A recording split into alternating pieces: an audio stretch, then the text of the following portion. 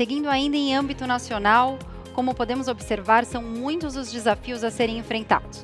Mas um em particular vem sendo observado por analistas brasileiros e internacionais há muito tempo.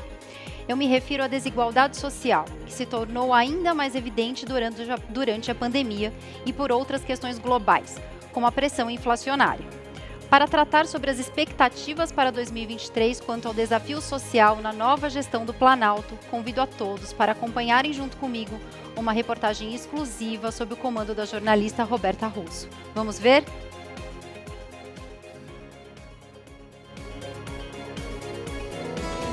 O que já não estava bom. Seja qual for, o próximo governo pega uma situação econômica pior do que o atual governo pegou. Ficou pior depois da pandemia. Essa desigualdade aumentou depois da crise econômica de 2015 e 2016 e depois da pandemia, com todas as consequências que a gente teve aí de desemprego, trabalhos informais, enfim. O presidente que assume o Brasil em 2023 vai administrar um país que há anos tenta se recuperar de um passado desigual. O Milor Fernandes tem uma frase que eu acho ótima, ele dizia que o Brasil tem um grande passado pela frente. E eu concordo, quer dizer, nós não vamos resolver nada hoje sem olharmos para trás e nos darmos conta um pouco de onde é que estão as raízes dos nossos males, né?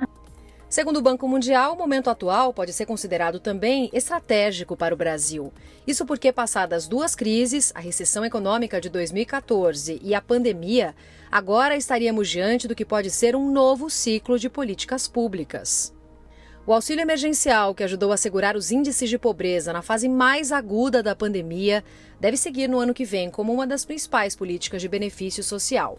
Especialistas alertam sobre a necessidade de fiscalizar as chamadas condicionalidades, ou seja, as condições para que a família receba o benefício, como manter as crianças na escola.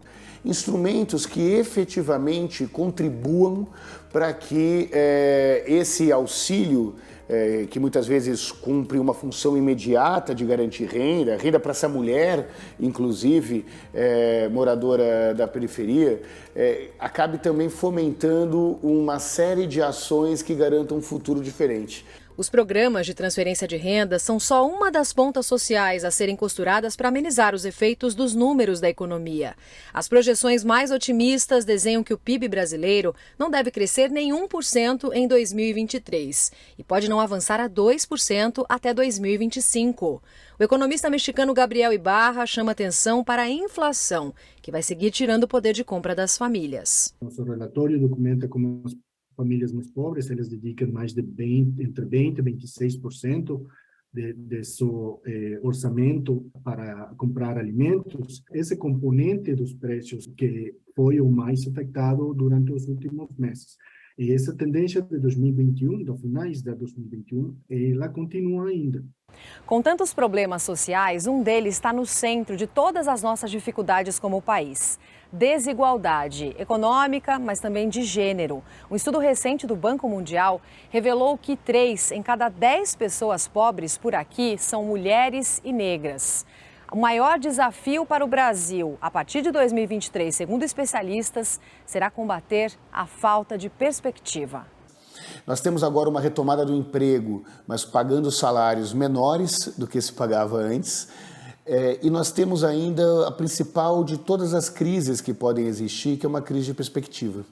Nós estamos num momento em que o brasileiro até tem a vontade de que melhore, mas ele não vê uma possibilidade de crescimento futuro que não passe exclusivamente por ele.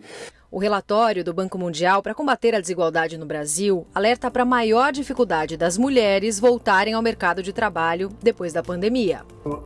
A disparidade de gênero é algo que está muito bem documentado, não só dentro do nosso relatório, mas outros relatórios do banco e das outras instituições internacionais. O relatório sugere também reformar o sistema de apoio aos desempregados, ampliar a inclusão digital da população de baixa renda e melhorar a regularização fundiária. Com mais de uma década de experiência como presidente da Fundação Casa de São Paulo, Berenice Gianella chama atenção para outro problema que a sociedade não quer ver. 30% da população em situação de rua da cidade de São Paulo é egresso do sistema prisional. Então é uma população que sai que acaba muitas vezes não conseguindo voltar para casa, acaba ficando distante da família, não consegue colocação no mercado de trabalho e vai engrossar a população em situação de rua. Para a historiadora Mari Del Priore, Estado e sociedade precisam trabalhar juntos, seja qual for o governo. Então é a coisa mais difícil, né, num país que soma a corrupção com elites que estão dispersas pelo Brasil todo, né, é pensar num projeto coletivo, pensar no projeto para essa tal nação que nós estamos tentando construir até hoje.